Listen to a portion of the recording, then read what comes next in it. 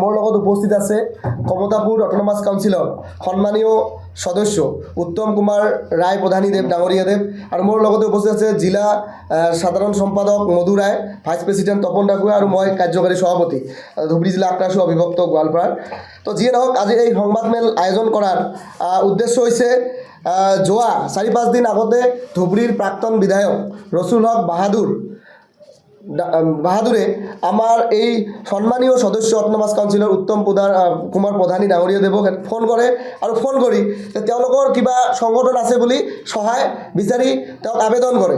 কিন্তু তাৰ পিছতে 4 তাৰিখ ৰাতি 7:30 বা 8টা মানত ফোন কৰি মানে তেওঁ কয় যে তেওঁ আমাৰ সংগঠনত মাহিলী যদি 1 লাখ টকা যদি নিদিয়ে তেতিয়াহ'লে কোনোবা তেওঁ জিহাদী সংগঠনৰ জৰিয়তে তেওঁক প্ৰাণে মৰাৰ কিন্তু ভাবুকি প্ৰদান কৰে।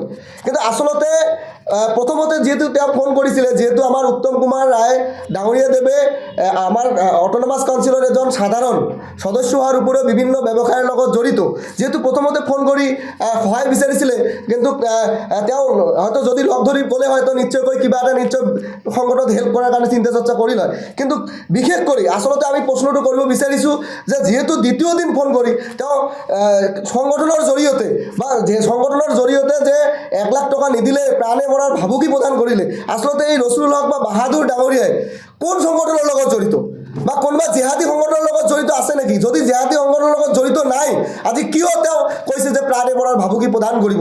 আৰু এই ক্ষেত্ৰত কিন্তু উত্তম কুমাৰ ৰায় ডাঙৰীয়াদেৱে 5 তাৰিখে এখন এই ৰসুল হক বাহাদুৰৰ নামত কিন্তু গৌৰীপুৰ থানাত এখন এজাহাৰ দাখিল কৰিছে। গতিকে আমি ক'ব বিচাৰিছোঁ যে কোচ ৰাজবংশী জনগোষ্ঠীৰ কমতাপুৰ অট'নমাছ কাউন্সিলৰ এজন সন্মানীয় সদস্য আৰু লগতে বিভিন্ন ব্যৱসায়ৰ লগত জড়িত। গতিকে এইজন মানুহক আচলতে কি কাৰণত তেওঁ 1 লাখ টকা বিচাৰিছে, কি কাৰণত তেওঁক প্ৰাণ মানে নাশৰ ভাবুকি প্ৰদান কৰিছে, বা তেওঁক কোন সংগঠনেৰে ভাবুকি প্ৰদান কৰিছে যে বিভিন্ন সময়ত তেওঁ এটা সময়ত মিয়া সাহিত্য পৰিষদো কিন্তু বিচাৰিছিলে।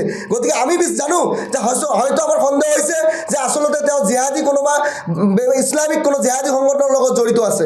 নহ'লে তেওঁ কোন সাহসত, কাৰ বলত আজি তেওঁ মানে আমাৰ এই সাধাৰণ সদস্য কমতাপুৰ অট'নমাছ মানে কাউন্সিলৰ সাধাৰণ সদস্য, এটা সন্মানীয় সদস্য, লগতে চৰকাৰৰ এজন বিষয়ববীয়া বুলি আমি ক'ব পাৰোঁ। গতিকে তাক কিন্তু কাৰ সাহসত আজি তেওঁ প্ৰাণনাশৰ ভাবুকি প্ৰদান কৰিছে বা 1 লাখ টকা দাবী কৰিছে? গতিকে এই ক্ষেত্ৰত যিহেতু 5 তাৰিখে গৌৰীপুৰ থানাত এখন এজাহাৰ দাখিল কৰিছে, এজাহাৰৰ ভিত্তিত কিন্তু আমি ধুবুৰী জিলাৰ SP মহোদয়ক অনুৰোধ জনাইছোঁ, অনাৰেবল SP মহোদয়ক যে অতি সোনকালে এই এজাহাৰৰ ভিত্তিত তেওঁক গ্ৰেপ্তাৰ কৰি জেল হাজতলৈ প্ৰেৰণ কৰিব লাগে।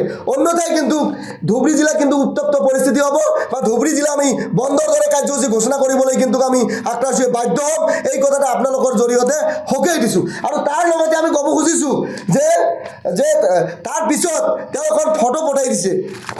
এই ফটোখন আপোনালোকক দেখাই দিছোঁ। এই ফটোখন তেওঁক পঠাই দিছে, কি কাৰণত পঠাই দিছে নাজানো, আৰু কোন সংগঠনৰ বা কোন জিহাদী ইছলামিক সংগঠনৰ লগত জড়িত আমি নাজানো।